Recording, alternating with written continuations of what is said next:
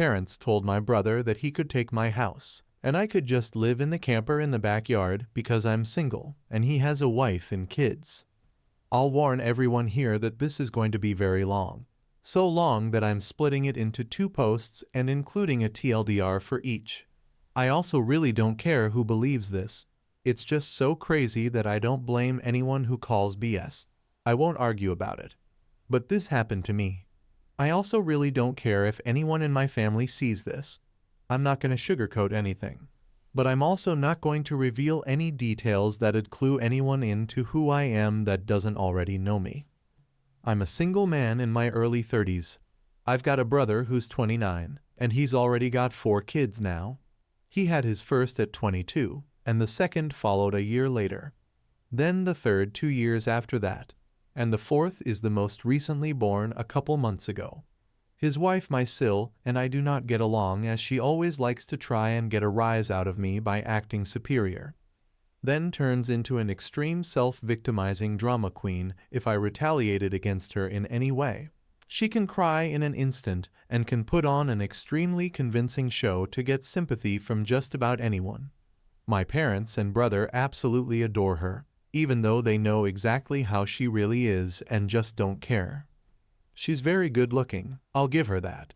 But she's so awful that I could never be attracted to her. She also refuses to get any sort of job, even though she has a college degree and my mother willingly helps with the kids all day. So their finances are entirely dependent on my brother. This also means they can't afford to live anywhere but my parents' house. And privacy is a bit of an issue with all of them under one roof in a 3-bedroom house that was built in the 60s. Growing up, my younger brother was also the obvious favorite.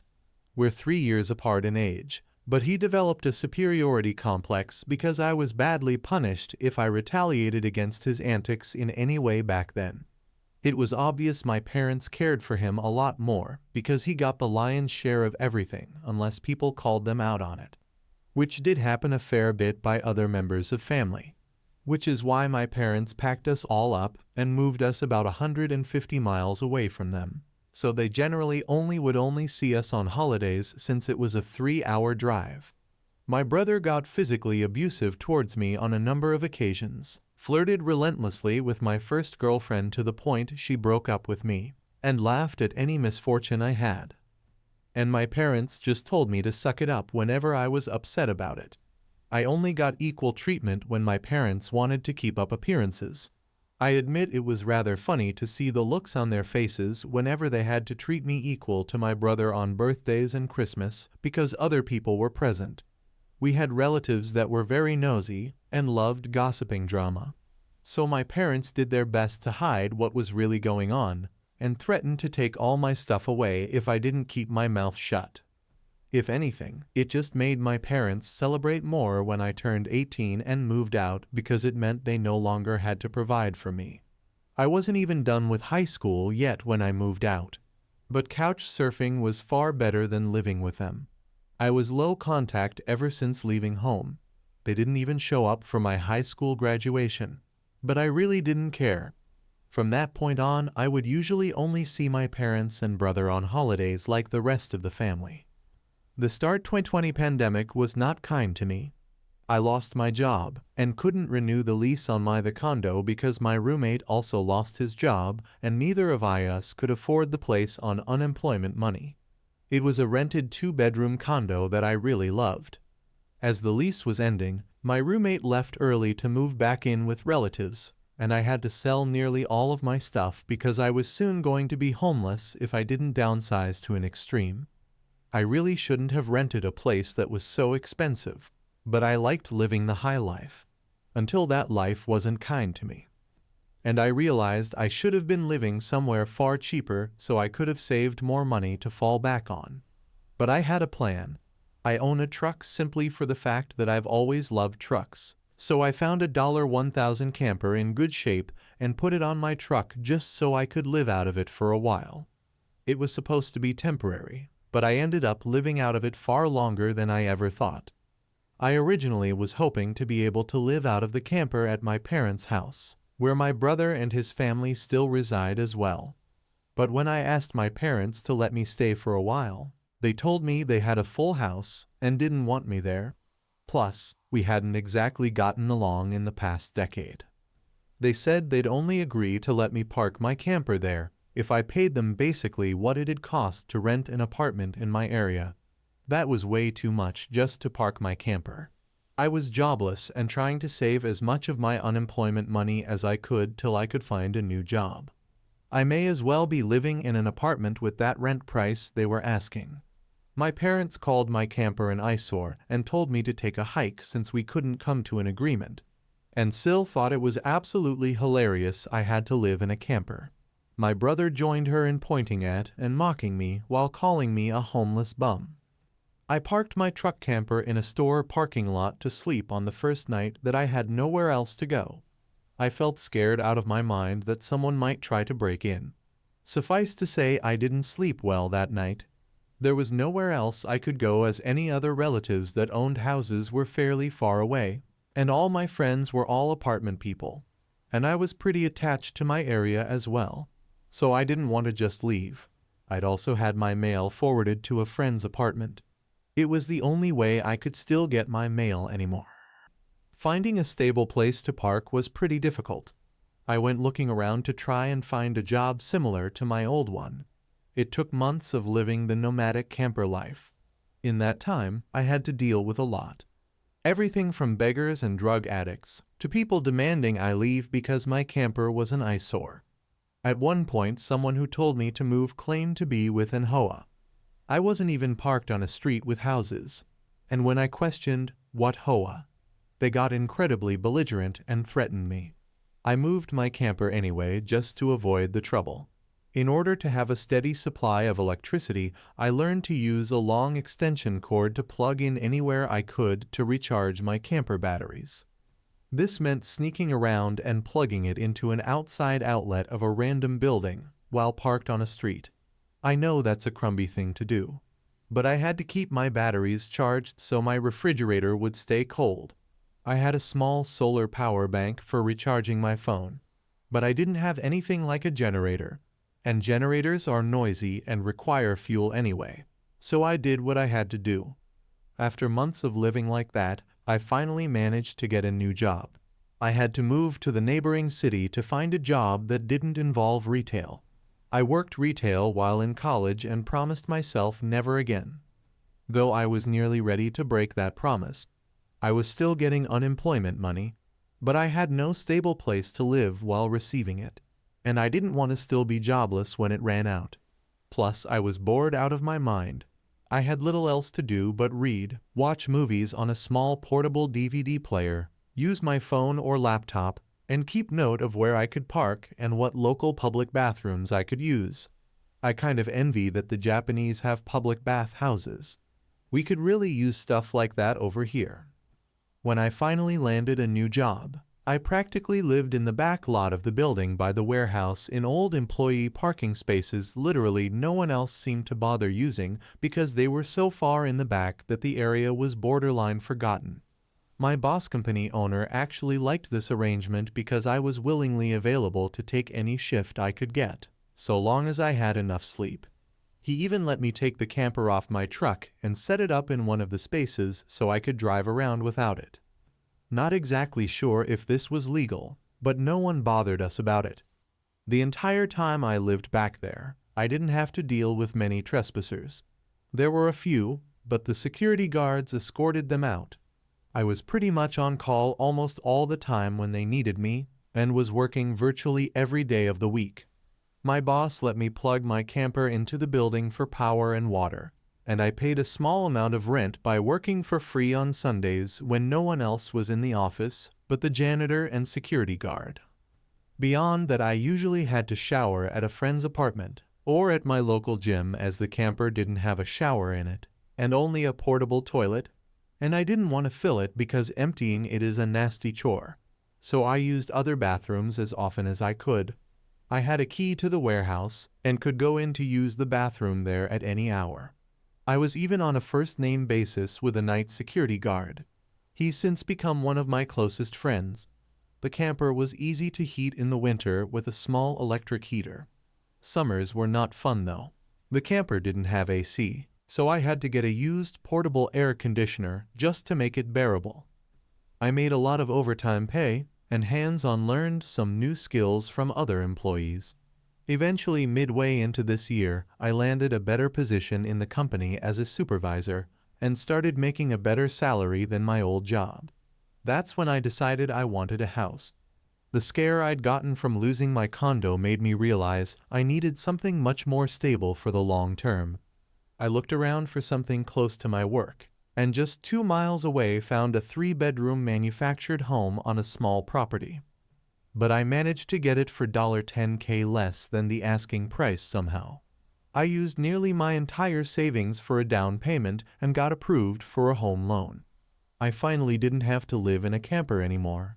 There was enough space for me to back my truck in behind the house to take the camper off to set it up in the backyard. So I put it there as its own little building just in case I want to use it again. When I was fully settled in the house, I was dumb enough to brag about it on my book of faces. My family saw the post, and that's where this shit really starts. After a few weeks, my parents and brother along with his family came to visit completely unannounced to have a tour of my home. I didn't even give them my address. So how they found out where I live, I still don't know. None of my friends have fessed up, and no prior family members visited me before that. So I wonder if they stalked me at work and followed me home or something. It really wouldn't surprise me. Once I opened the door, they practically all shoved their way in like rambunctious tourists, then just started making themselves at home. They all kept poking around and Syl had this creepy smirk that she was repeatedly flashing me. And it was only later that I figured out why. And it made me madder than a bull on steroids that just got stung by a hornet. My parents were constantly talking about how I've got so much extra space now, and it's too much for someone like me who has no wife or kids. Sure, not now, but maybe someday. And my brother kept remarking about how there was more space than our parents' house, and my house was closer to his job too. Red flags all around, I know. Eventually my brother asked me to speak privately. Everyone else suddenly left the room and piled out onto the front porch. That's what finally made me realize they'd planned something. My brother, let's call him Dan for the sake of simplicity, said the house was too much for me alone, and I should let him move in with his family because his wife is pregnant with kid number 4, and my house is much closer to his job. He pointed out that I already have the camper, so I could just live in that outside while they live in the main house. And I'd like to point out that Dan never once spoke of offering rent. Mind you, he's got a good job. He also started talking about how there would be changes, and even curfews, and that I couldn't just walk in at any time without prior notice. If it weren't my brother, I'd think the person I was talking to had lost their mind. But Dan lost his marbles long ago thanks to our parents treating him like he was the center of the world. I tried to speak, but he kept talking over me as if I had no say in the matter. There was no way in hell I'd rent my house or parts of my house to him. Other people maybe, just so I can pay the mortgage off more easily. But certainly not him or his nasty wife. I've heard of this exact kind of situation in videos online many times, and never once did I think I'd actually live it because I thought it so ludicrous. But my parents, brother, and Syl do all fit the bill for a bunch of narcissistic entitled crazies. So I picked up my phone and set it to start recording, then just held on to it. Dan didn't even seem to care or notice that I'd done this, and just sat there with his arms waving around while talking about all the reasons of why he needed my house. Then went from saying that to acting like it was a done deal and trying to reach out his hand to shake mine. That's when I finally showed my backbone and said, "Hell no." And I said it loud enough that Dan stumbled backward for a second. I'd rarely ever raised my voice to him on that level because I was punished by our parents whenever I did. But this was my house, not theirs. My spine can be as shiny as it wants here. I stood up and then told him that my house was not up for grabs, and acting like I'll let him move in just because they want it won't make it happen. I bought my house for me, and it's not my fault he keeps having more kids and has to keep living with our parents because he can't afford to move out. Dan got as physically close to me as he could without actually touching me and said that I didn't deserve the house, and he needed a better place for his family to live. I laughed back in his face and said that was total bullshit because I worked hard to be able to buy my house. Of course I deserved it. Dan started yelling that I have no wife or kids and I don't need all the space, so I may as well give it to him. I said I'm not giving him anything. And he never even offered to pay me rent. If I let him move in, I'd still be covering the entire mortgage on my own house without even being able to live in my own house. Then Dan told me that he shouldn't have to pay rent because his family comes first, and our parents said I was going to do this, and that I will. I yelled, as if their word was law or something, and told Dan that they did not have the right or power to give my house to him.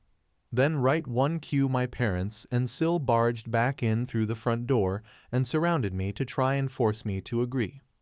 There was a lot of fighting. But to sum it up from this point on, I heard the line, "Just do it for Dan," way more times than I can remember. In the fight, I told them all they don't have a say in my life or my house, and to get out before I called the cops. Sil screamed the loudest at me about how she was pregnant again, and I can't do this to her. I said I did nothing to her. She just assumed she could take and take from me like I would just allow it. I had no obligation to her or her family. Then I called her a stuck-up bitch who never had any respect for me.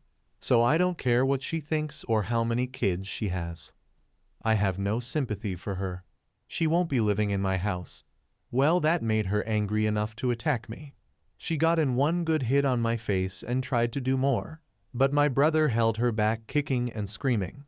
She kept demanding he let her go so she could scratch my eyes out. The phone I was holding recorded pretty much everything. So I held it up and said I was going to call police if they didn't leave right away. My parents told Dan they were leaving. Then my mother said that I had a week to come to my senses. I told her I won't be, and to not come back.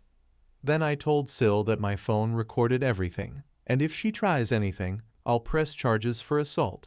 She screamed at me and then stormed out loudly, crying with her face in her hands. My mother was the last one out the door and said that I better do this for Dan and Sil. I responded by telling her I won't be. TLDR, family raised my younger brother as the golden child, so I made my own way in life. Then I lost everything, and they wouldn't help me when I needed them the most. I ended up living in a camper for years until I got back on my feet and bought a house after some hardcore saving.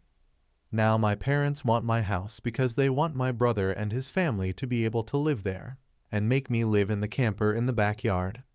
Brother acted like it was a done deal because our parents said so. I kicked them all out. Update 1. As I stated in the first half of my post, many will find this unbelievable and long. Yes, I am aware there are similar sounding posts online already. I've seen a number of them now. But it's not like those posters have a monopoly on this sort of shit happening to them. If anything, I'm surprised this site hasn't been better weaponized against this sort of thing, since entitled people should be more afraid of getting outed here. But anyway, I do not blame anyone who calls bullshit. I would too if I was reading this.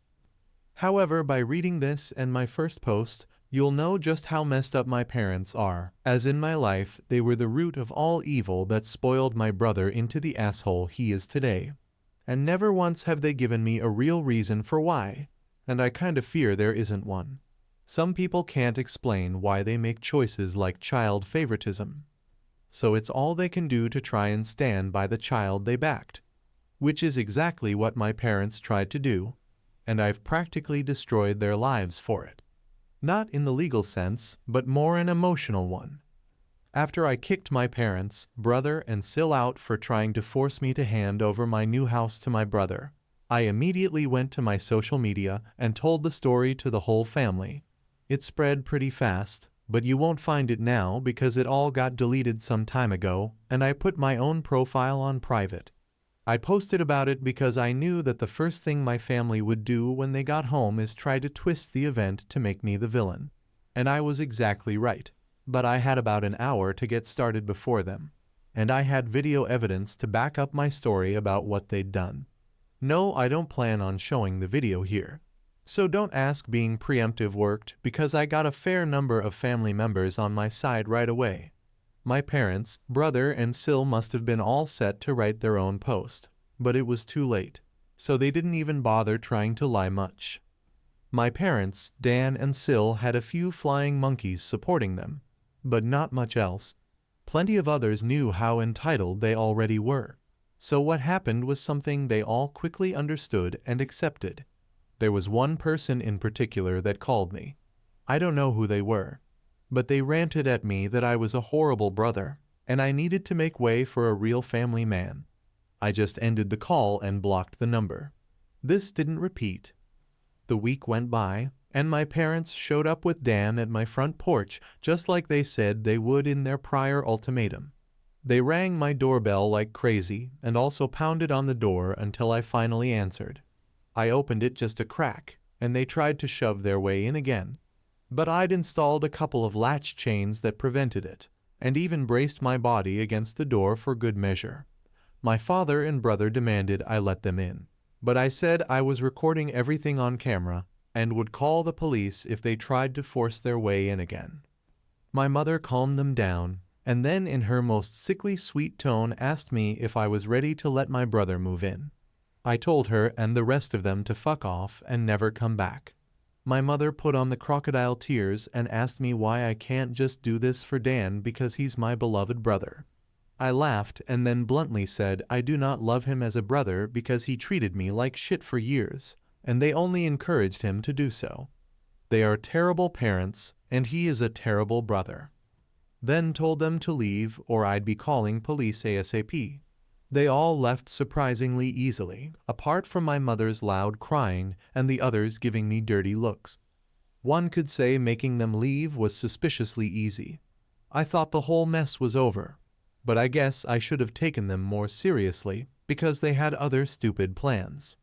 I came home later that week on Friday evening to find a moving truck and my brother's minivan parked in my driveway. It was Dan and his family they're moving stuff in. He just waved to me with a shit-eating grin when I saw him. I was furious and told him and the rest of his family to stop. But Sil smugly said to me that like it or not, they were moving in. And then in the most fake way, while tilting her head and puckering her lips, she said that it was okay because my mommy allowed it, and I should always listen to what my mommy tells me.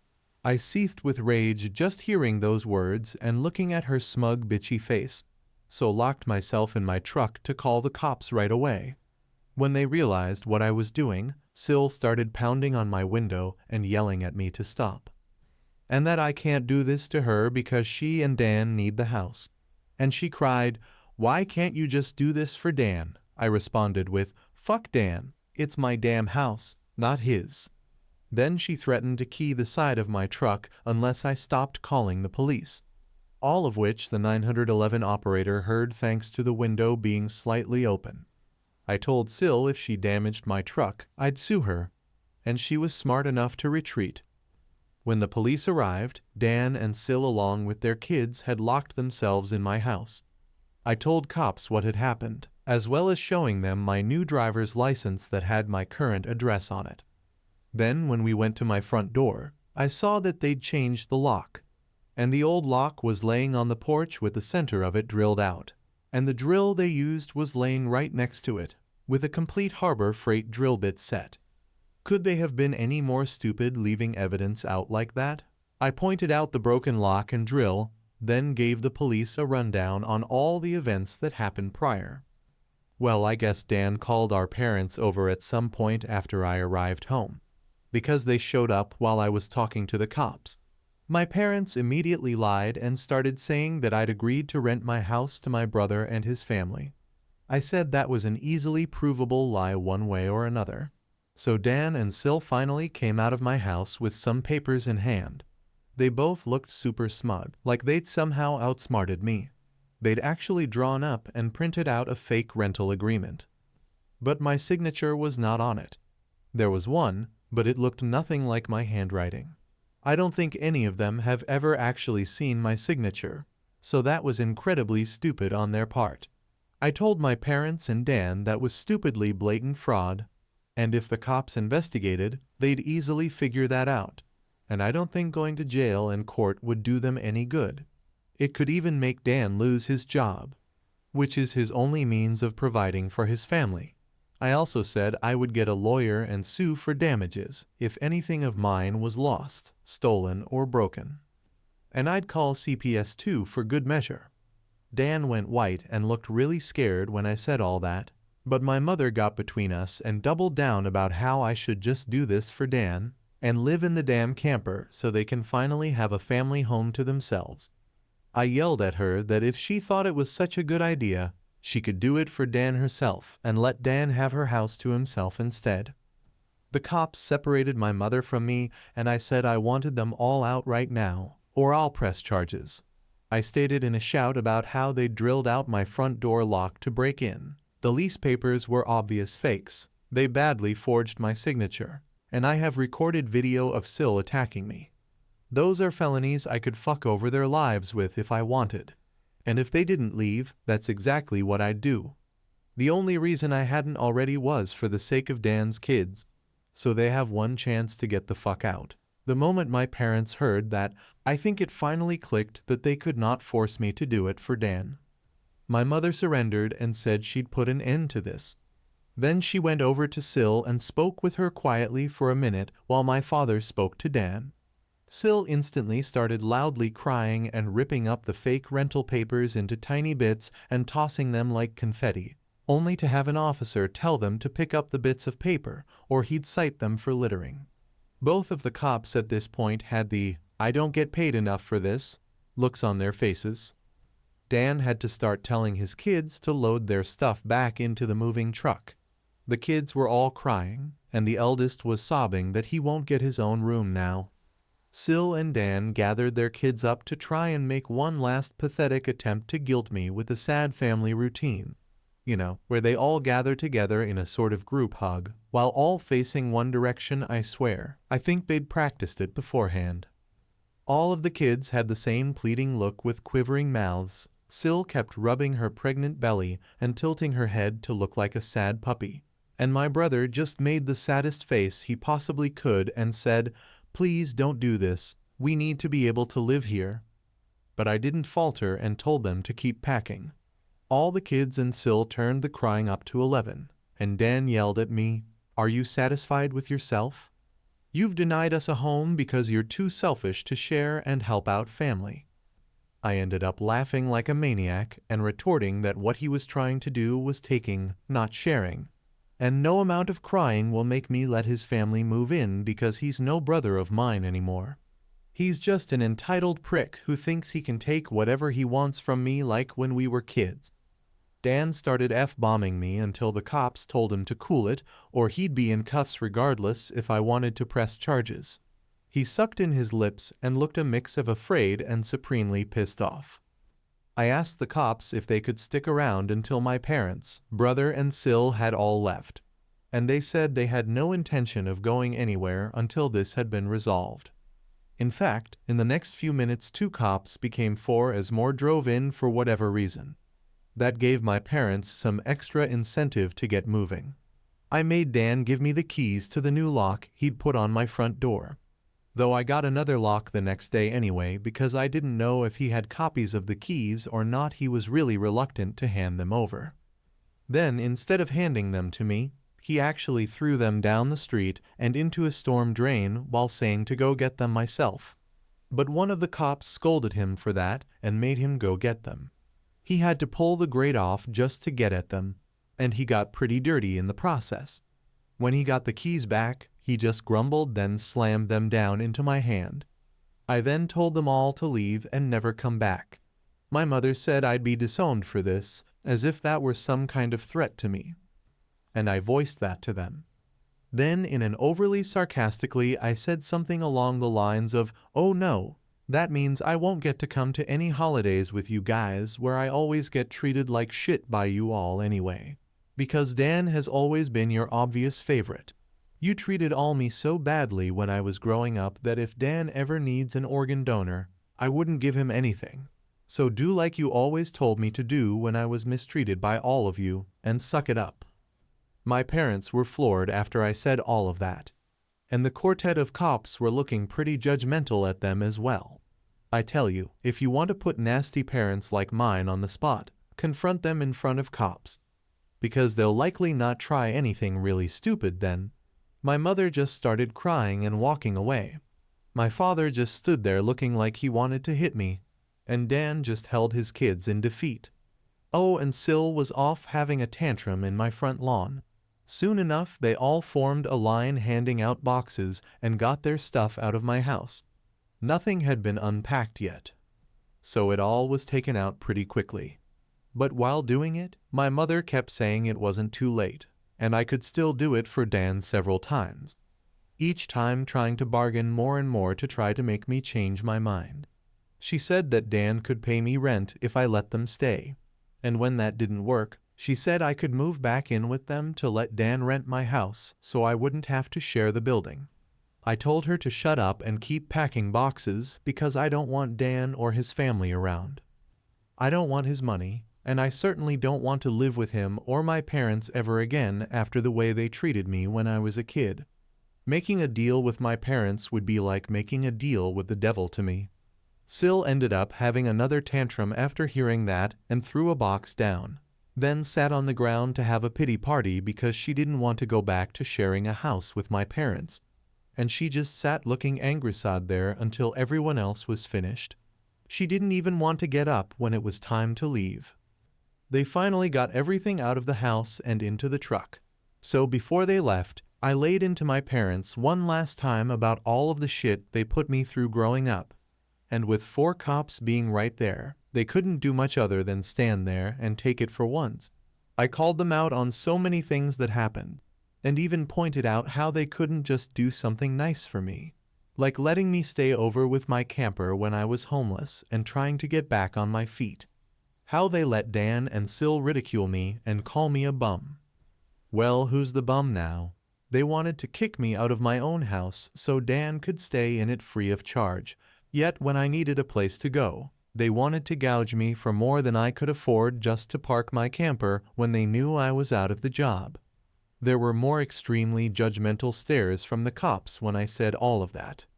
So I put my parents on the spot one more time and asked them what I ever did other than being born to deserve being treated so badly. Because when I finally have a bit of success in life, they want to snatch it away from me for their favorite child since they'd rather I give everything to Dan and have nothing for myself. I bought my house using the money that I earned. I owed them nothing, and I won't be asking anything from them ever again. Because clearly I will never be anything more than a doormat or a cash cow in their eyes. I got no answers from them. They just stood there looking like fish out of water. So I continued ranting and asked them what in God's name made them think they were such good parents after all of that. My father was beet red, but more from embarrassment than anger this time. And my mother was crying that she was a horrible person. I bluntly agreed that she is a horrible person. They all are, and I bet they'll go to hell for it too. They were shitty people, and they all knew it. But if I'd called them out on all this stuff in private instead of in public, they'd just get mad at me and still act like I'm in the wrong. They just kept up the denial for so long that it became a part of who they are. My mother buried her face in my father's jacket to cry, and my father looked more defeated than I've ever seen him. Dan and his family avoided me entirely as they finished putting everything back in the moving truck. I made sure nothing of mine was stolen. Not that I'd had a chance to get much furniture yet. I was lucky to even have a couch at that time. They all got back in their vehicles, and Sil just stood staring at me with malice until my brother finally got her to drive the minivan home. And as soon as they were all gone, I got back online again and spilled the beans what happened. My parents were too embarrassed to even try and defend their actions this time. And while the family was somewhat split before this incident, it was now a landslide in my favor. Nearly all of the family has sided with me after this incident, and those who haven't simply aren't siding with anybody. No matter how much my parents previously tried the "we did it for Dan" line, no one listened anymore. so any remaining familial support they had is now gone. Many in the family who I expected wouldn't side with me did. That includes the former flying monkeys, so I guess they've finally had enough. Around that time, I offered to host half the family at next Christmas Eve in my new house. My parents were not invited. I wasn't blocked on my brother and Syl's profiles, surprisingly, and I saw Syl had her fourth baby in early November. They are still living with my parents. I'm pretty sure they knew I was watching, because Syl kept making passive-aggressive posts every couple of weeks or so about not having enough space while living with my parents, probably to see if she can still guilt me. And I'm sure it's driving my mother and father up the wall because they aren't getting any peace and quiet in their old age with 3 rowdy, obnoxious kids, a mentally unstable Syl, my golden child brother, and a newborn baby in the house all at once. Perhaps they could move into a camper in their own backyard and let Dan take over their house completely. They might get some peace then. Yeah, they could do that for Dan. There was supposed to be more, but this post got way too long, so I'll be posting a part 3 later. TLDR, I had to live in a camper after losing my job in 2020. Parents refused to help me. I got a better job and eventually bought a house. Parents found out about the house and tried to make me let my brother and his wife, who was pregnant with baby number 4, move in and kick me out to live in the camper again. I kicked them out, but later on they tried to move in anyway by breaking in. Police were called. They freaked out and tried to guilt me. I made them leave. I publicly exposed my parents, and now the entire rest of the family is on my side, and my parents are utterly destroyed about it. Update 2. My parents, brother and Syl showed up to Christmas at my house when they knew they were unwelcome. I was trying to keep things to 2 posts, but I realized while compiling everything that part 2 was just too damn long, so I've divided it into a part 3. For those who commented en masse to get cameras, I will when I can afford it. I'm still in financial recovery from buying a house last year, and as far as I know, good cameras need a decent computer to record to, and I don't have anything more than a 3-year-old laptop that runs Windows 10. Yes, I am aware of doorbell cams. That will be the first kind I get. For those who kept saying that I should have just gotten my brother and Syl arrested, the only reason I didn't was because they are parents. Their kids need them. And if Dan was arrested, he'd likely lose his job. And without that, his family has no money. And Syl has an only months-old baby right now. Neither of them need to end up in jail. But you don't need jail for revenge. Police can help, yes. But I got payback without filing a police report. Would I be this merciful again? More than likely not. And they know it. I decided to wait on making an account and posting until after the new year, just in case more stuff happened. And it did. As previous readers know, my Syl was making passive-aggressive posts on social media that were obviously directed at me. Especially after Syl had her 4th baby in November. She was posting the same repetitive nonsense over and over again. She just found semi-clever ways of rewording it. But she pretty much kept regurgitating that she was tired of living with my parents, that there isn't enough space, she needs her own house, blah blah blah. I know I sound dismissive, but live through what I have with these people, and you'd be ready to sarcastically play tiny violins in front of them too. They're just that bad. And since I waited until January to make an account, more happened just like I thought. I stated before that I'd invited half the family for a Christmas Eve party at my house, and everyone I invited all came, even though it was a fairly long drive of around 3 to 4 hours for them. But they wanted to come and show me their support. I was praised by them a lot for how hard I'd worked to get a house on my own, and that they were sorry for everything I'd went through. I was asked why I didn't just take my camper and drive the 3 hours back to them, instead of living pretty much homeless for so long. And I had to sheepishly admit that I was very attached to living around here, and I had my best employment opportunities in this area. My hometown doesn't have a lot of great job opportunities in my field, if any at all, and I wanted to make my own way as much as I could, an answer they overall accepted. We moved on to having a rather nice party, the best I'd been in years. Some relatives even brought CDs of great Christmas albums, and I have to say, the one my uncle brought of Ray Charles was my favorite. He sings Christmas songs like no one else I've heard. It was a grand and happy time. I felt like for once I could just forget my past issues and enjoy the moment. But I wouldn't be writing this if it had stayed that way. About 2 hours into the party, you know who showed up. My parents, brother, and Sil popped in trying to look all smiles. They didn't even knock, just walked right in my front door like they were meant to be there. I shut off the music and told them to leave immediately. They begged to stay and said they brought gifts. One of my uncles stood up and yelled at them before I got another chance to speak. And he said they don't deserve to be in my home or my life after the shit they tried to pull months earlier. And he was backed up by several other relatives. Mind you, this guy is my mother's brother. And he used to love her to pieces until he found out about the shit that went on between me and my parents. My grandparents' mother's parents, as old as they are, hurriedly got in between us and said to my parents that if they want to make amends with me, it's far too soon, and they've never been more disappointed in them than they were this past year. They'd hidden their favoritism for my brother from prying eyes for a long time. But no one was fooled anymore, and they needed to make a serious effort to try and actually treat me like a son if they ever wanted to be in my life again. Then they turned to Dan and Sil and said they've seen the repetitive nonsense Sil keeps posting about.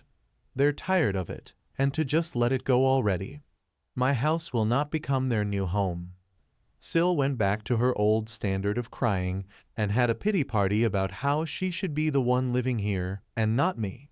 She plopped down in a chair to have a tantrum and say it wasn't fair I got this house to myself when I have no family of my own, and she has 4 kids that need more space, and she just wanted a better place to live in and feel like a real mom. It was petty of me, but I loudly pointed out that she sucks as a mother because she lets my mother do most of the parenting while she sits on her butt all day drinking, playing on her phone, or going out and spending all of Dan's money, and she has the nerve to complain about it. I even joked that I'm surprised her baby doesn't get drunk from her breast milk since she drinks so much booze, which I admit went a bit too far as I got some stares. And Sil demanded to know if I was calling her a bad mom.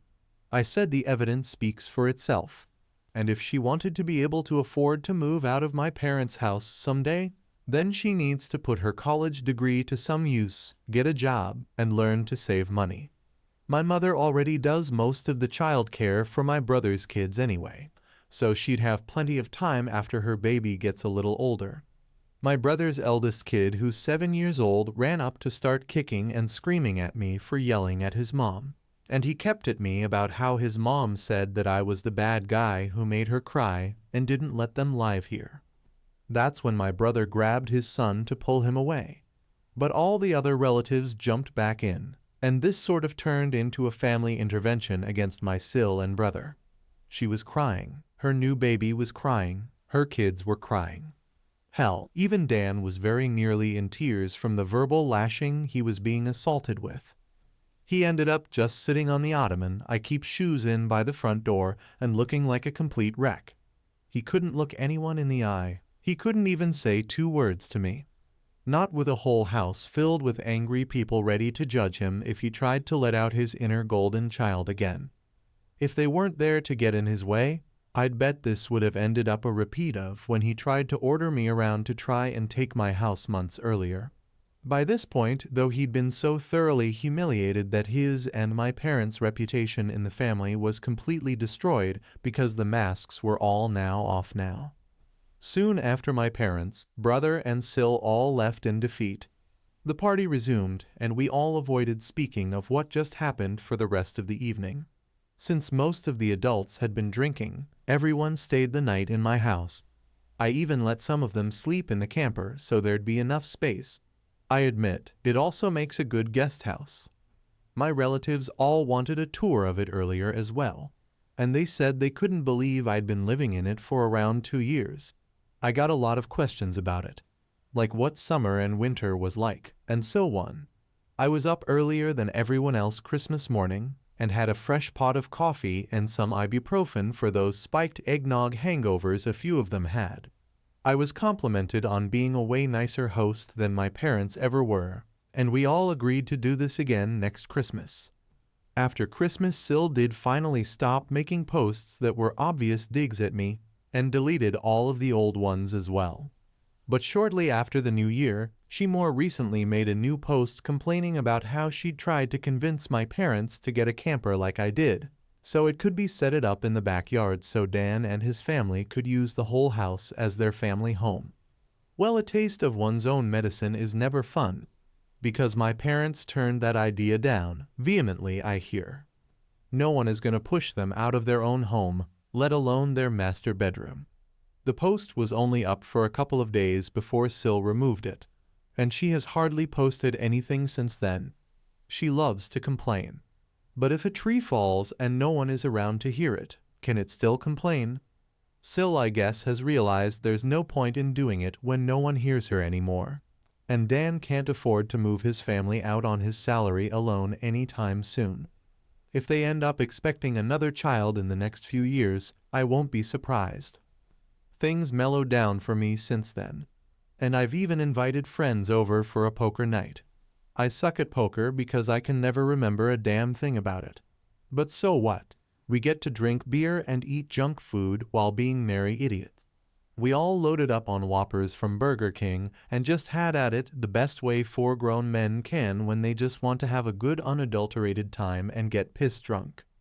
I think maybe around summer I'll look into possibly dating someone. I'm not exactly getting younger here. Fingers crossed that goes well. My camper just sits idle in my yard now, and I admit there were some days I went out there just to spend time in it. I did live in it for 2 years. It's like my second home, and maybe one day I'll actually get to use it for camping, like it was meant to be. I've never been camping. My parents considered it a waste of time, so it'd be a completely new experience for me. This pretty much marks the end of what happened. My parents, brother, and Sil have all been staying very clear of me.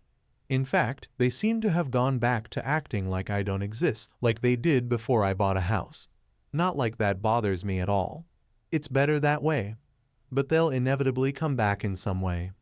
I know they will. I just wonder what kind of stupid thing they'll do next. If anything notable like all this ever happens again, I'll make another post if this account is still active. TLDR, my parents, brother, and Sil showed up to my Christmas Eve party and were met with total verbal destruction at the hands of a lot of the family. Sil played it up like a crybaby and only made things worse. And then they were all kicked out. Update 3. My parents and Dan were back sooner than I thought, and they wanted money this time. This will not surprise some people who commented on my previous posts, because my parents did some of the exact things they said they would, which was wanting either my money or my signature. I did expect the classic lines of narcissists saying that I owed them, or give me some kind of socialist BS of sharing the wealth. But that was just my imagination running wild. The ensuing situation was somewhat similar to that, but much more tame, I guess you could say. They seemed to know not to push me too far now, and were mostly aiming for pity. It began when my parents recently got in touch with me through social media and asked for a meeting in a public place of my choosing. It just screamed trap, but I wasn't afraid. In fact, I was amused. They know I'm not to be fucked with anymore, so I could only wonder what they wanted this time. I picked a local restaurant that may have a name of an olive and a garden in it, and we met up there. Dan was with them, but he kept his mouth shut most of the time.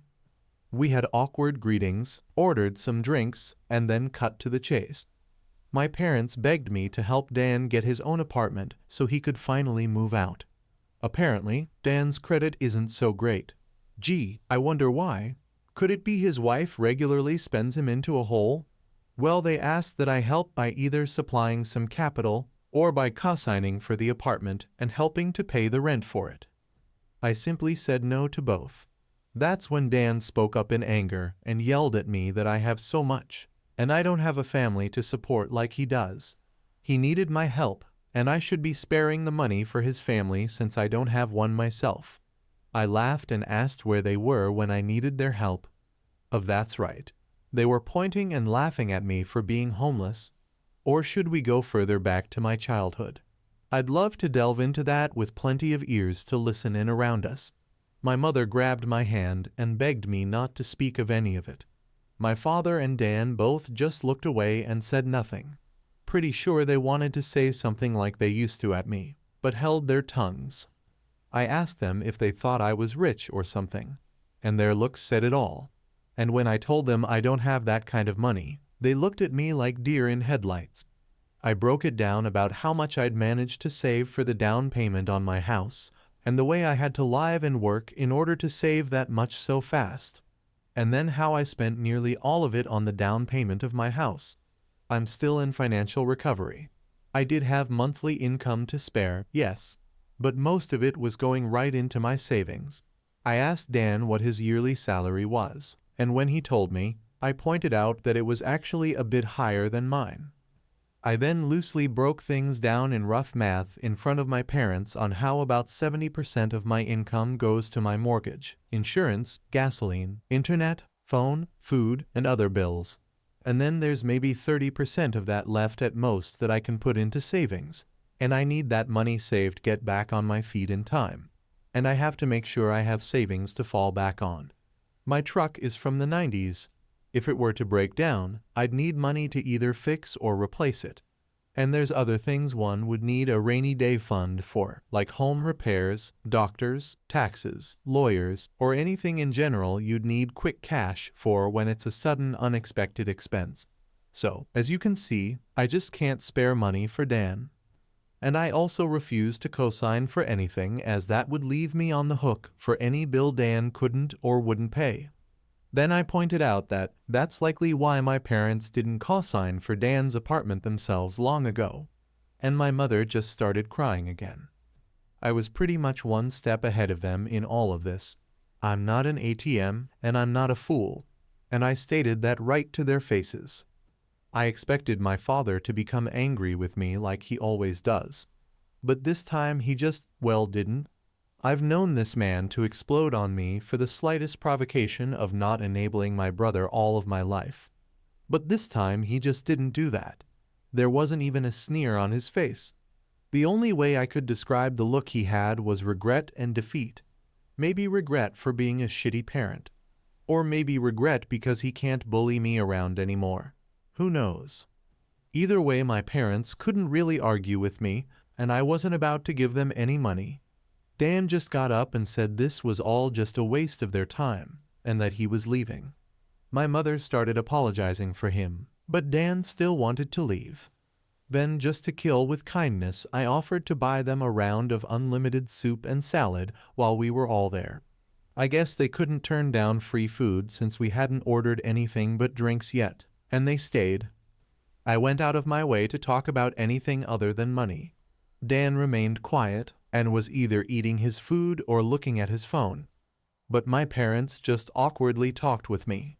They brought up that they've recently joined a local Christian church, and that they'd already been going for the last 2 weeks. I said, good for them, and they of course started trying to advertise that they'd like me to go too. I simply said no thanks, and they were smart enough not to push further. When the meal was finished, Dan left $1.10 on the table for the tip and walked off without saying another word to me or anyone. My mother just excused his behavior and we all parted ways. That was about it. Not nearly as much drama as I thought there'd be. But this is still far better than how things used to be with my parents and brother. As for Sil, she's been regularly complaining online about my parents. She really doesn't seem to like the fact that she's not queen bee of their house, and I think her toxic is finally getting to them. Why else would they be so desperate to come crawling back to me? Sil actually wants my parents to move into a camper like I had to do in order to make space in the house, and she's being told no every time. She does seem to have a following of Karen-minded people like her though, because here and there I get messaged by someone I don't know that are intent on raging at me for not giving up my house for Sil. I don't bother to argue with these people anymore. I just block and move on. Though there was one persistent troll who had my phone number, and they call from a different number every time.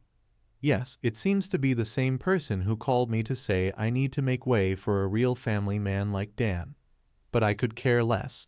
The calls, though, seem to have slowed down, if not maybe stopped, because I made it clear to that person that they were only amusing me by keeping this up so long. The last time they called was around the beginning of the month, and it's been silence from them since then. Update 4. Parents tried to make me give my brother my house. Part 1. Well, I figured I'd wait half a year or so after the original posts to update everyone, but it ended up being longer than that. Yes, things did go bad again, but not really for me for the most part. I'm pretty much fine, if not almost unscathed since last Christmas, apart from the time my parents and Dan came to me for money, as my last post told, and a more recent confrontation between me and Sil you will read about here. I did get a few cameras for my house, including a Ring doorbell in front. I didn't tell my family about the cameras just in case, but thus far no one has attempted a break-in. I think the way I outed them all before scared them into leaving me alone, for the most part anyway. I've taken to renting out 2 of the rooms in my house, one to a close friend, the other to a friend of said close friend. Both have been fantastic tenants. They know to keep quiet and leave me alone most of the time, and even have small refrigerators they keep in their rooms so they don't need to keep any of their drinks in the main fridge. The deal I gave them on rent was too good for them to pass up. It increased my monthly income well, and even after taxes, I'm still monthly putting away some decent amounts in the bank since the rent money pays a good chunk of my monthly mortgage. You're all probably wondering how my parents, brother and Sil took to me renting out those rooms to friends. Well, the answer is, not well. My father and Dan stayed out of it. But Sil freaked out, which made my mother come crying to me over how I could have rented those rooms to Dan and his family instead. We had a bit of an argument in which I pointed out for one thing, they fucking broke into my house before to try and steal it. She wouldn't want to let someone who did that move in with her. Also, there wasn't enough room for me, Dan, and his entire family in my house. Not that I'd ever share a roof with them anyway. It's a 3-bedroom and a manufactured home no less. I have the master bedroom and its adjoining bathroom. That would have left only 2 small rooms for Dan, Sil, and 4 kids. Not to mention they'd be annoying af to me all the time. Also, she knows very well I can't be around Sil because she intentionally antagonizes me. And they all mocked me when I was homeless before. Besides, my current tenants are both single guys in their 30s I get along with. My mother had some sobbing excuses for a while, but she finally let it go and admitted she was just desperate. Edit. Parents found out I was renting rooms out because Sil basically stalked me in some way. Then she told my parents, and then my parents contacted me. And then my mother came over to cry about it. Since then, my parents haven't bothered me once about the house, so things are good for me. My parents and Dan, not so much. It turns out Sil is a far worse person than even I thought. I already knew she was a gaslighting, self-victimizing drama queen. But she sank even lower, because Dan's youngest child turned out not to be his. Yeah, you all read that correctly. Sil had an affair, which in retrospect isn't all that surprising. And something a few people here totally called months ago. After being caught, Sil was ousted from the family. Dan just recently finished with his divorce, which actually went in his favor since we thankfully live in an at-fault state. Dan also sued to get his name taken off the birth certificate of the youngest child and won. Basically, after the incident where my parents tried to force me to hand over my house, things got pretty tumultuous over at their house. Sil blamed me a lot. She was convinced somehow that I had tons of money, like I'd won the lottery or something, and that I should share the wealth. Apparently, it was her idea that they come to my Christmas party, because she hoped they could all try to get on my good side. It was also her idea to make my parents and Dan try to get money from me for an apartment. So it really burst her bubble when Dan and my parents informed her of how my finances actually were. For the longest time she had Dan and my parents fully engulfed in her toxic mindset, and only fed their narcissism with her own. So her blaming me made the rest of them blame me. That is until what happened in front of the police when they tried to steal my house. That's when the downfall for Sil really started. My parents and Dan were apprehensive about coming to my Christmas party after the way I'd outed them.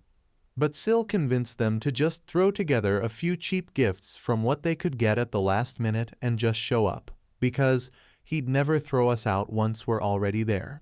Boy, was she wrong. She gambled on that plan, and I, with the complete blessings of everyone I'd invited through her and the rest of them out. Her plan, she no doubt thought was the most clever thing ever, backfired in her face spectacularly. I guess being chewed out by family at my party not only wrecked my parents' reputation even more, it actually started a wake-up call for them to eventually not listen to Sil anymore. And as I said in my last post, my parents decided on going back to church. Perhaps because last year I'd said they'd probably go to hell for their actions. I can't say that's the real reason. But you gotta admit, it would feel kinda satisfying if that was the case. Though my parents hadn't been to church in 2 decades before going back. While I don't think it's a bad idea that they're going to church, they need to understand that going doesn't just give them a do-over for all the shit they've done in the past. But I have a little faith they're at least trying, because my parents came to my house without Dan to personally apologize to me after they'd seen an animated video of my first 3 posts. That's right, they've known about this Reddit account for a long time now. They also know everything I'm saying. Yes, they're unhappy about it. But I feel everyone here deserves an update since it's anonymous. For my parents and Dan though, watching an animated video of themselves and their own actions was a great way to make them see what kind of people they really are. And they came over to apologize to me later. I'd never seen my father apologize like that to anyone. And the man isn't a good actor, so this felt genuine. They fully acknowledged what they did to me and how there's no excuse for any of it. They even described themselves as narcissists and admitted the truth that they had wronged me very badly. Then they went on to blame Sil for a lot of things. Yeah, they kinda threw her under the bus. But it's not like she wasn't guilty of everything they said. My parents have been getting counseling for a while now too, and did offer group family counseling. But I declined as I'm not ready for that anytime soon. Dan himself didn't apologize to me for some time, but he looked extremely remorseful any time the past was brought up. Meanwhile, Dan and Sil's marriage absolutely fell apart. It wasn't a crumble, it was a cascade, without me as the scapegoat black sheep at 'em, that they couldn't mock or try to get money from anymore. And after the public humiliation of social media, my Reddit posts, and the animated online video, Sil finally let out enough of her toxic on Dan and my parents for them to realize she's not the person they thought she was. Their denial had been strong. But Sil's entitlement was stronger. I've had many a thought of lightsabers clashing over this drama. Sil clad like a bimbo Sith with a lightsaber that looks like a giant lipstick, or something like that. I imagine there's a wealth of puns and jokes to be had there, but I really didn't bother to think much more detail about it. But as you can imagine, things only got worse because Sil kept looking for other ways to get what she wanted. She kept bringing up ads for used campers and RVs to try and get my parents to buy one to live out of, so they could have the main house, and she kept doing this no matter how many times they told her to stop. She even tried to say my parents should just buy an RV and have a life on the road, like normal old people do. That was stupid, even for Sil. The opposite was suggested by my parents, that Dan and Sil buy a camper themselves to live out of it instead. Sil basically said she shouldn't have to do that since she's the mom. She pretty much lorded the fact that she thought she had total parental authority over everyone's heads because the kids in the house were all hers. And when Sil didn't get her way, she actually took her baby and left the house to disappear for several days. They knew she was fine because her phone was still working, and she was responding texts with short but passive-aggressive answers. And when she came back, She was only more embittered because nobody caved to her demands while she was away. Sil also refused to go to church, but Dan went with our parents and took his kids along as well, save for the youngest since Sil refused to let him take the baby anywhere. Personally, I don't go to church. I believe in God and all that stuff, but I just don't like church. Besides, it never did me any good growing up. Parents tried to make me give my brother my house. Part 2. Just so everyone understands, a lot of this information came from Dan and my parents, so I'm just telling what I know. Shit really hit the fan when Dan suddenly called out his wife as a cheater March. This shocked us all because we thought he was a complete pushover to her. But no, he's not. At least not anymore. You all know how he treated me when I was on his bad side. Well, his wife wasn't spared that ire at all. He started putting pieces together about her deceit after finally pulling his head out of his ass, and secretly got DNA tests for all his kids. 3 of the kids are his. But the youngest one, the baby, was not. For the record, Dan and I both have pretty dark straight hair that's almost black. Same with our parents. Sil's hair is straight and pretty dark too. But the baby's hair is lighter and a bit curly. At first Dan just thought it was because of the baby's age. Sil kept playing it off and said that it would darken in time. But the baby's hair never got darker. I guess that was Dan's biggest clue. He confronted his wife with the DNA results in front of our parents, and she broke down sobbing that it was a mistake. Sil pulled out all the Darvo stops of denying, trickle-truthing, and gaslighting. But Dan had none of it, and actually had done more to find out about her affair than I would have ever thought. I knew he was smart. He just let himself be dumb. He had detailed proof of her cheating with phone records, texts he got off her phone, bank records, and the DNA test. He even identified the man she's cheating with, who is likely the father since he has much lighter colored curly hair. The evidence against her was crystal clear, and Dan said she was so bad at hiding her affair, he didn't even have a hard time figuring any of it out once he started looking.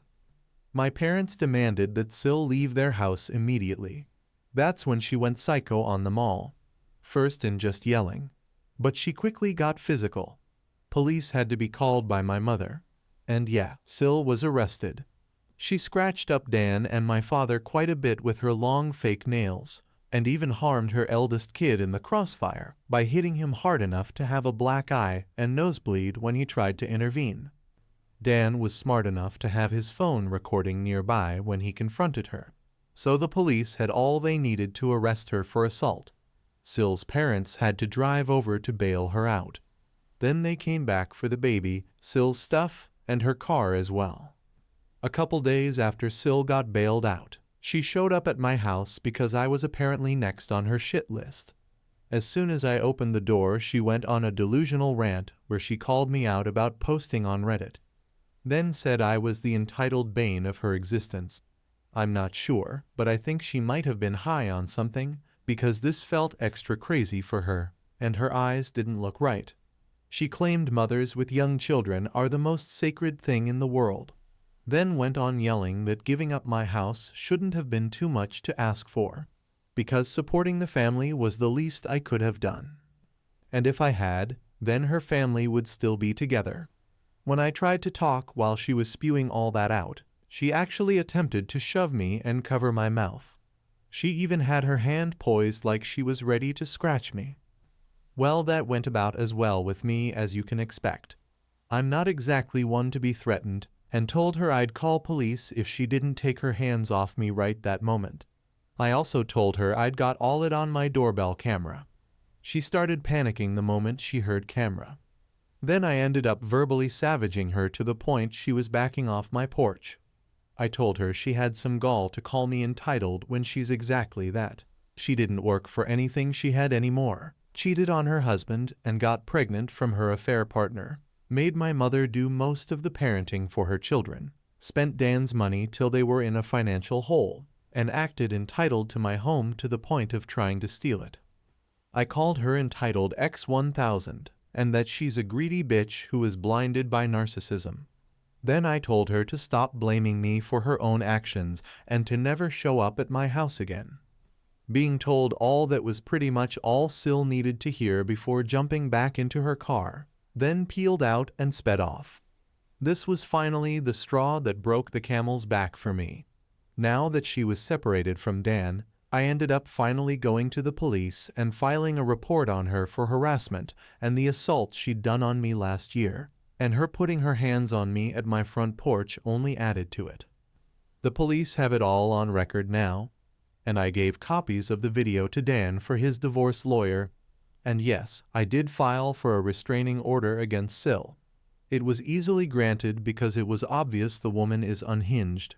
She's not made a social media post about me since that I could see. But that's just because she put her profile on private. I hope her blame ship against me has long since sailed. Either way, she's left me alone. Sil was still with her affair partner during the divorce. At the time, I had no real idea of what kind of man he is. But any person who monkeys with someone else's spouse and even has a child with them really doesn't have a lot of morals to begin with. Once the divorce was underway, Sil admitted that Dan just wasn't man enough for her anymore because he couldn't afford to give her the lifestyle she wanted. She actually believed herself to be on the level of a trophy wife, and that she deserves to be with someone wealthy. Dan said he pulled a me and maniacally laughed at her. He said she was nowhere near hot enough to be a trophy wife, along with mentioning any other faults she had. Sil ended up humiliated by this and ran off like a child. Due to having to live with her parents, Sil was forced to work in their family business because Dan wasn't giving her access to his bank accounts anymore. She'd already maxed out all the credit cards he previously gave her, and she griped about having to work for her parents despite having a college degree. But I think they were the only ones who'd employ her anyway, since she's got a criminal record and a decade-long gap in her resume. I've heard from Dan that her parents were severely disappointed in her as well, but that was just a rumor. They could be just as bad as her for all I know. Either way, the shit show of a divorce really took off once it got going. Sil didn't walk away with much from it, especially because she had an affair, physically hurt her husband and eldest child, and it's in a fault state like I mentioned earlier, so she kissed any chance of getting her way goodbye. I'll go into detail about it in the final post. Parents tried to make me give my brother my house. Part 3. This is what I know of the divorce from my brother Dan. Dan's lawyer pulled some strings to get the divorce started as fast as possible, but it cost him. I don't know the more specific details or how much it all cost. They never told me. Sil, on the other hand, was financially backed into a corner very badly. And you know what can happen when you corner an animal. She fought back. But the law was not on her side, nor was her dwindling finances. Sil's parents had to pay for a lawyer for her, and not a very good one either. Also, she actually brought her affair partner to the divorce court to testify on her behalf. This guy was a real piece of work. He had a bronze tongue and a charming smile he tried to use to his advantage. He claimed Sil had been wronged by an incompetent husband, which is why she sought the arms of another man. He claimed he was ready to take responsibility for his child he had fathered with Sil, but that Sil would still be needing the alimony for helping support herself and care for said child. He remarked that because Dan at the time was still on the birth certificate, alimony should be one of his obligations. Dan said this guy used big words and a charming smile, but seemed an extra special kind of stupid. And coming from Dan, that's saying something. The judge was also not swayed in the slightest, and told the bronze-tongued lout that he was a hypocrite for saying he was ready to take responsibility for his own child, while also holding his hand out for money from the man whose marriage he'd helped ruin. That shut him up. Dan was prepared to sue his wife's affair partner for alienation of affection too. However, that fell through. I guess it would have been on Dan to prove how much she'd loved him before the affair started. But after her mask came off and we saw the real her, we're not sure if she ever really loved him at all, or if she just loved having a meal ticket. Someone here pointed out Sil probably kept popping out kids to avoid getting a job. And you may have been right. Either way, Sil tried dragging out the divorce, but Dan's lawyer and the judge kept that from happening much. I swear, Dan must have seriously lucked out, because he got one of the meanest and most unsympathetic to cheaters judges in the state. And all the evidence we had on Sil made it easy to keep her from playing the victim. So instead, she just let her real bitchy self out since there was no point in hiding it anymore. The court had all of the records provided by Dan and myself, police reports, photos, and recordings to prove she was an abusive narcissist. There was a mountain against Sil that she had no way to climb over or hike around. She tried standing against the mountain, but that was prime avalanche territory. In the end of the divorce, Sil struck a deal to end things quick. Dan takes 3/4 of the credit card debt, gets his name off the affair baby's birth certificate, and Sil walked away with only partial custody of her children, no alimony, but also without most of the credit debts she racked up. Her being legally employed by her parents meant she had an income of her own to fall back on to start paying off her debts. She can see her other kids almost whenever she wants, and can take them on weekends.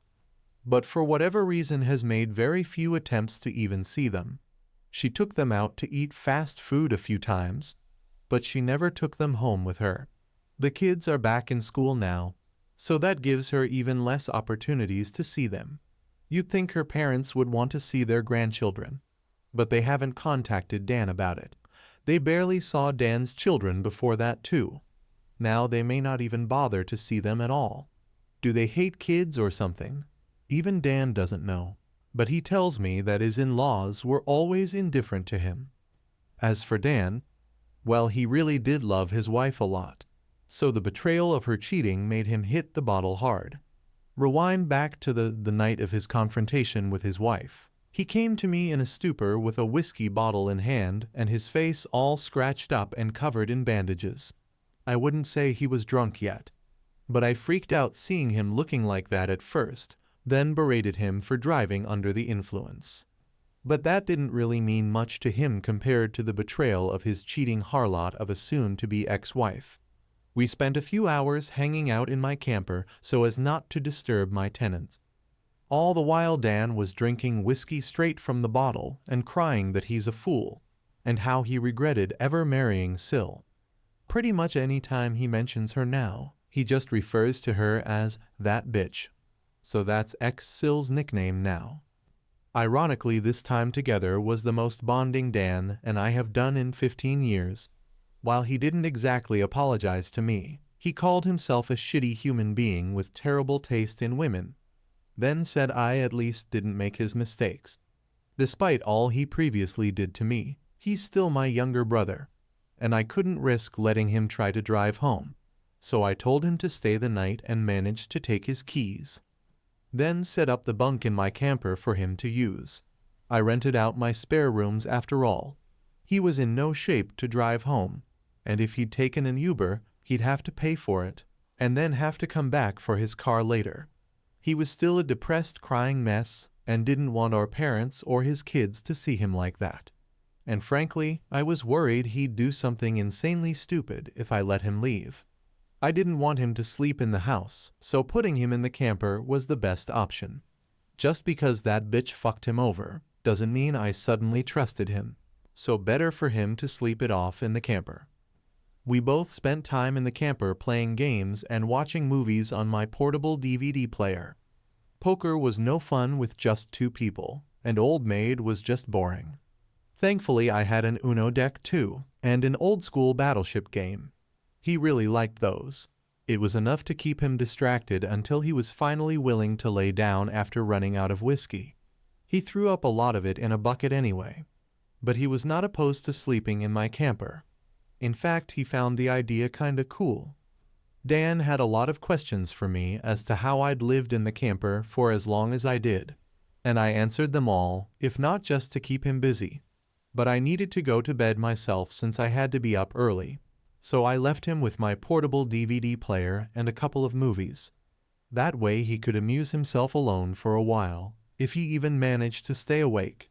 Before leaving for work in the morning, I popped in while Dan was passed out in the bunk and left a bottle of ibuprofen and an energy drink on the counter of the camper's kitchenette, along with his car keys and a letter explaining to leave through the backyard gate. He saw himself out without trouble around 1:30 p.m. About a month after ex-Sil Aka that bitch was kicked out, Dan came to me asking to borrow my camper. I guess he found it more comfortable than I'd thought when he slept in it. And he fully admitted he didn't ask sooner out of pride. But with his soon-to-be ex-wife out of the house, he'd decided to give up his room for his eldest kid. He's got 2 girls and a boy, with the boy being the eldest, and now 8 years old. The kids were all forced to share a room until that point. They just had curtains up for the boy's half of the room. But the boy often slept on the couch to avoid his sisters. I know the poor kid was really desperate for his own room, so I guess Dan decided to finally make a better decision as a dad, and came to see me in order to beg to borrow my camper so his son could have his room. If he could have afforded it, he'd have bought his own camper, instead of relying on me, and even said as much. I hadn't even gotten the chance to use the camper for actual camping yet. But I caved and let him use it since it was actually for a good cause, and he promised to buy his own in time anyway. No, I didn't ask for rent money for the camper. Dan is in enough of a financial hole as it is right now. Ex-Sil and the divorce drained him. And I've learned that I get far better results with family lately by not being spiteful. I loaded my camper up and put it down in my parents' backyard, and my father put in a 30-amp breaker so it'll have enough power for Dan to run heat and AC when he needs it. I do miss the camper. After all that time living in it, it kind of felt like it was a part of me. But the only reason I loaned it out was for the sake of Dan's kids. Pretty much the only reason I still do anything for my parents or Dan is for the sake of those kids, as I've bonded with them. And yes, I know I may not get the camper back for quite some time, and likely not in the kind of condition I lent it out in. But I've warned Dan and my parents that they will be financially responsible for any damage they do to the camper, as well as its upkeep for as long as they have it. I also took many time-stamped pictures and video of the camper inside and outside before lending it out, so I can prove its condition before it left. Dan even recorded a video with me agreeing to my terms, so that's as good as a contract. With the financial drain of the divorce, Dan's not going to be able to get a place of his own for years, I'll bet. Though he seems to have no complaints about living in the camper at least. But I don't know if he actually likes it, or if he's just putting up a front. But I can guess it reminds him of the backyard forts we had as kids, since that's how it felt with me sometimes. Either way, he's living in it now.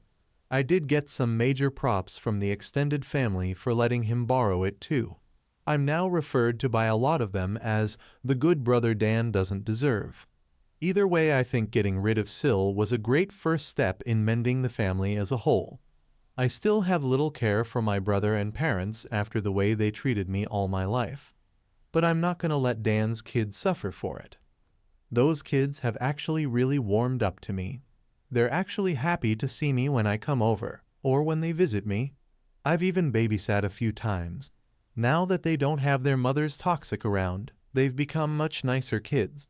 Especially to me. I'm actually getting to enjoy being an uncle now.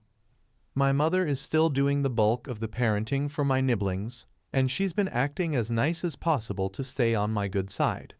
My father often looks very defeated in my presence, but otherwise he's been either stoically quiet or just generally nice to me. But he won't talk to me much, though that's leagues better than how he was before at least. I'm not letting my guard down either way. My parents do seem more happy that my ex-Sil is gone, and they often say they don't know what they ever saw in her. My mother especially, because the two of them butted heads over who was mom in the house for a long time. Now for the last part. At the same time as the divorce, Dan sued to have his name removed from the birth certificate of the baby that wasn't his. That bitch didn't really want to change it, because it meant no more child support from Dan if she did.